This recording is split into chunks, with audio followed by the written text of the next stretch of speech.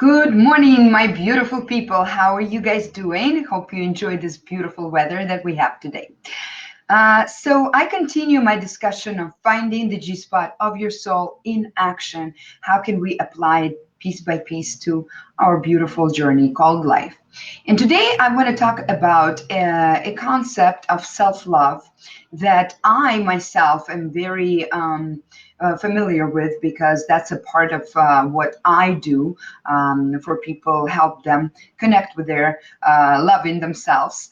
But recently I was scrolling the post of one of my favorite ladies in the world, Megan, and she pretty much nailed it. And I posted her comment above. She nailed it in the sense that she expressed exactly how I feel about this concept. So self-love as an ideal is an incredible concept. And of course, that's the final destination for us, right? Because we understand, that's a common sense, that if we love ourselves, we are much better people for everybody else, and we can actually create love for others. But it becomes such a fashion now, and we're constantly seeing articles and posts and inspirational quotes on Facebook, and that's what we tell each other. That's the recommendation we give to people who are having a hard time. You just need to love yourself more. Now, the problem is that if it's done by not trained professional who knows the whole journey of the soul and of the mind of a person, that it can actually backfire, because a person who's never known what love is or self-love is, who's never seen an example, and I'm sorry to tell you, but there's so many people in this world who didn't get an example of what self-love is, even with loving parents. Your parents could be telling you that you're the most amazing thing in the world, but when you grew up watching your mom not loving herself, watching your dad not loving yourself, your concept, there's no concept for you in your mind. So no matter how many times I tell you, you need to love yourself, it's only going to make me feel frustrated, more depressed, because that's such a simple common concept that everybody's talking about, but I am like, what's wrong with me? Why am I so stupid I cannot apply it, right? And three, it can actually kill the motivation for any type of improvement and advancement, and it can actually increase a person's disconnection from society and really put him in a very dark spot. So be very careful when you give advice to somebody because of that. So the problem is that we as humans, we understand reality on three levels. So the first level is purely physiological. It's our senses, right? We understand by touch, by smell, things like that. Now, even here, people can be very, how to say, incapable to receive something, right? And I have a lot of people who have been using drugs or alcohol, and they don't have those perceptions. So to talk to them already from the concept of self-love, when the basic level of physiology is not working well, that is really only frustrating them more and putting them more in the cycle where they cannot break through. The second level is we absorb all of this outside information, and we create our own understanding of it, right? How is it related to me? Yes, we are all pretty selfish on that second level, and we need to bypass that level in order to create something bigger, but everybody goes through it. So how is this event, this person, this experience making me feel? Now here we have another problem. There are two things here that we need to still deal with before we can get to self-love.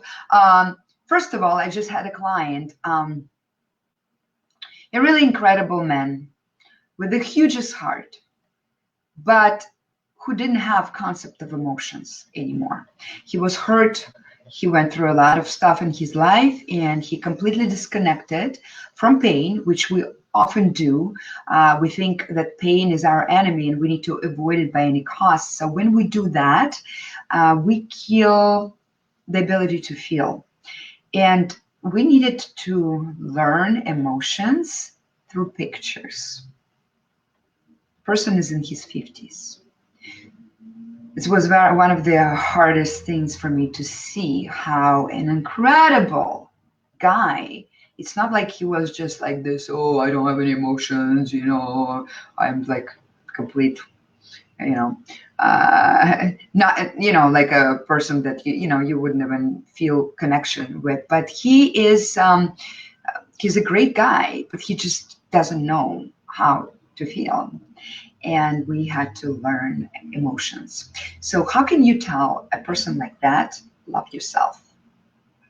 And what is love? What is hate? What is being happy? What is being sad? The person doesn't know. Okay?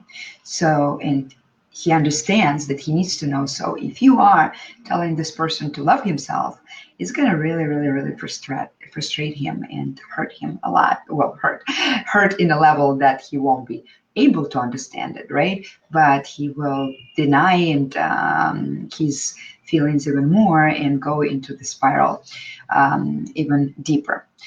The third state, and that is the state where we can actually have self-love, but very few people get to that state. It's a state of consciousness where you stop looking at events as they reflect to you, like how they are on you, as they are related to you in a selfish way, and you start observing the world as it is. So here you can go through, I feel this with my senses. This is how it makes me feel. And then that's the state where you can remove yourself from that and start observing the world as it is and just having pure curiosity for learning more. This is the state where you can choose to love yourself.